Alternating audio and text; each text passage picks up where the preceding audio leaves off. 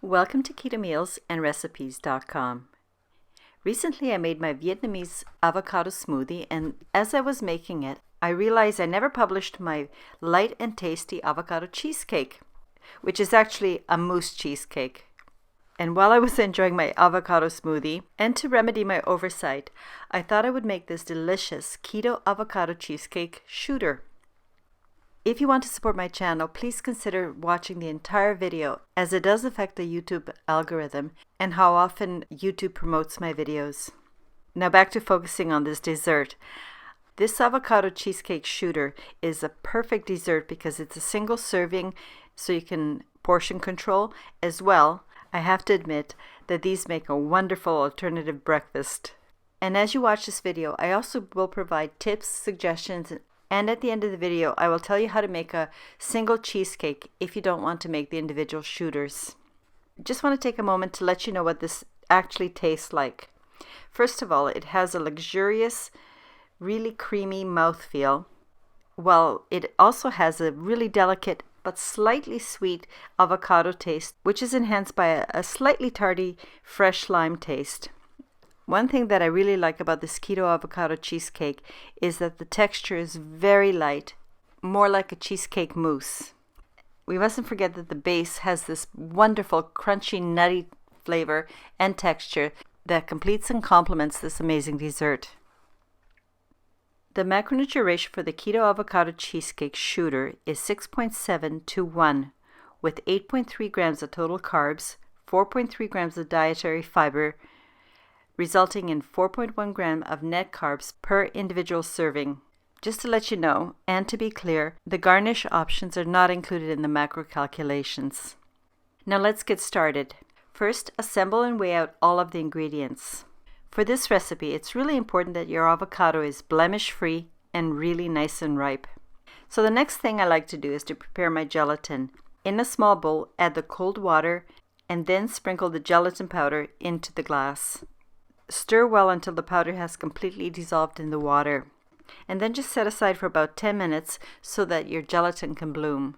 Since I will be making individual serving portions, aka my shooters, I just want to show you the plastic cups I'll be using. I like the look of these cups, and if you're interested, I will provide a link for similar cups in the description below.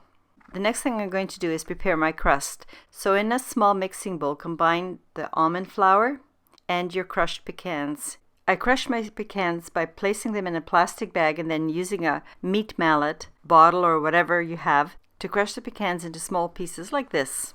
Having done that, pour the melted butter into the bowl over the dry ingredients and stir very well to combine. Then I also added some coconut flour to enhance the flavor, but also to help absorb some of the butter. This will result in a really nice, crumbly but wet looking mixture. Just set this bowl aside, but let everything rest for about 10 minutes before you proceed. Now the first step in assembling the shooters. I scooped out about 1 tablespoon or 20 grams of the crust mixture into each cup.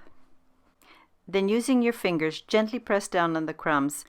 You want your crumbs to be loosely packed, not tight, so that you can more easily scoop them with a spoon. Then just repeat and do the same for the remaining 5 cups. And place your cups on a tray and transfer the tray into the refrigerator while you're making the cheesecake filling. Into a second, much larger mixing bowl, add the cubes or mashed avocados. Now here you have a choice. You can either add the lime as I'm doing, or you can use lemon juice if you prefer. And mash them as I'm doing by whipping them with a hand blender, or you could also use the food processor if you prefer. Keep whipping until the avocados are really creamy and smooth and there are no lumps. And now add the lemon zest. I find the lime is a bit tangier and I prefer it in this particular version, but use whichever citrus fruit you have on hand and whip to combine.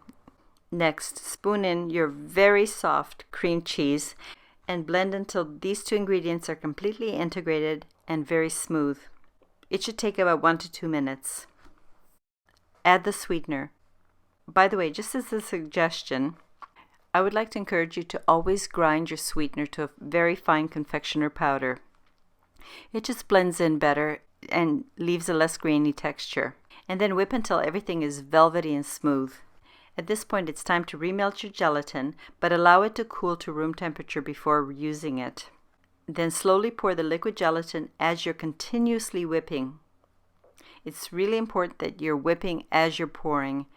And at the very end, don't forget to use your spatula to scrape the sides and bottom of the bowl to make sure you haven't missed any of the cheesecake and everything is well combined. Then set this bowl aside for a moment because you have one more step to do. In another clean bowl, pour in the heavy whipping cream, to which you will add your vanilla, and then whip to a soft stiffness stage. Now pour this whipped cream into the avocado cheese mixture and whip to combine. You will notice that this has become an extremely smooth, velvety, glossy texture. Now it's time for the second part of the shooter assembly, and that's to distribute an equal amount of cheese mixture into the 6 cups with the prepared crust at the bottom. To ensure that you're getting equal quantities, I place the cup onto the scale, then tare the scale to 0, and carefully measure out 100 grams or 3.5 ounces of the avocado cheesecake mixture into the cup. And then just repeat until all 6 of your cups are filled and have the same amount of content. Loosely place a sheet of cling wrap over the cups. Place the tray of filled cups into your refrigerator for a minimum of 2 to 4 hours or until firmly set. Or if you have time, if you can, let the cheesecake shooters rest overnight in your refrigerator, and this will allow for the flavor to fully develop. The next day, what you have to do is to decide whether you're going to garnish these or not. And if you choose to garnish, first decide what type of garnish you want and then prepare the ingredients accordingly. So, one of the first things I did today is I prepared simple whipped cream, which I put into a piping bag that I had inserted a decorative star tip. I also made my chocolate ganache by combining 1 part of pure chocolate and 2 parts butter, which I melted over a double boiler and then put into a piping bag with a very small tip. I also grated some more of my lime zest, and I cut half of my avocado into very tiny cubes. In order to tempt you and inspire you, I will show you how I did these 6 cups. But as I'm making these 6 cups, I will also show you other suggestions you could do for some of the particular cups. Now in this first cup, I used the piping bag with the whipped cream, and I squeezed out a generous amount of whipped cream and made this nice little cone-shaped mountain, and also sprinkled some of the lime zest over my whipped cream. In the second cup, I began by making a spiral of dots on top. Then I couldn't decide what else to do, so I set this aside for a moment. In the third cup, I decided to squeeze out a layer of ganache over the entire surface of the avocado cheesecake. And then with my spatula, I smoothed out the surface. You'll notice that in the pictures, I did add a few tiny cubes of avocado in the center. That was just for visual appeal, although it did taste quite good. In this fourth cup, I began by squeezing out a cone of whipped cream like I did in the first one. Then I placed the little cubes of avocado all around the whipped cream. Here's an option. You can leave it like this. It's really tasty and nice. However, as an alternative, because I'm a real chocolate lover, I drizzled some ganache over the avocado cubes and used my fork, or you can use a skewer or whatever, to toss and coat the avocado pieces. In this fifth cup, I squeezed out enough whipped cream so that it filled the cup. Then using my offset spatula, I smoothed the surface so that it was level with the cup. And then I finished with a gentle sprinkle of lime zest. In the sixth cup, I began by squeezing out the whipped cream as I did in the previous cup, but not all the way to the top. I left a little bit of room.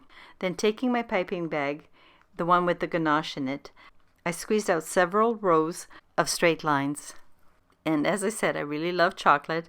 I decided to add a little bit more, so I started at one corner and zigzagged back and forth diagonally over the lines, and this made this really nice weave pattern.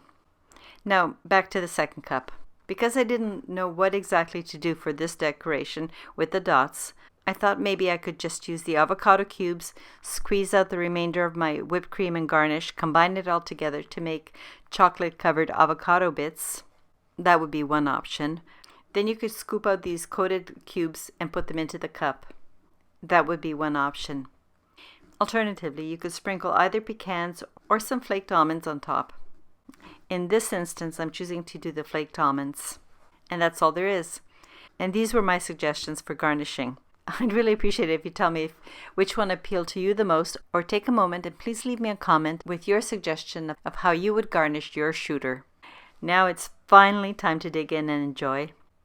As you're spooning out this dessert, try to scoop down all the way to the bottom and get some of the wonderful crust.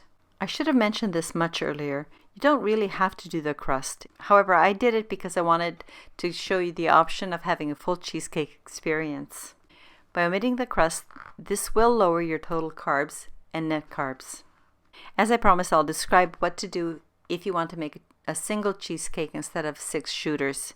All you have to do is take a small springform pan lined with parchment paper, place your crust on the bottom, but this time tap the crust quite firmly. Then pour your avocado cheesecake over the crust and refrigerate overnight, because it will take longer for the full cheesecake to set. And the next day, all you have to do is decide if you want to garnish it and how you want to garnish it. I provided you with 6 different options as a starting point. I would like to thank everyone for watching my videos, and especially those who watched all the way through. If you're new or haven't done so already, please subscribe to my channel and forward this recipe or my channel link to a friend. One last thing, if you're new to my channel, the link for the printable recipe and any other video I've mentioned will be provided in the description below. Everyone take care, stay healthy, and come back when I post my next video.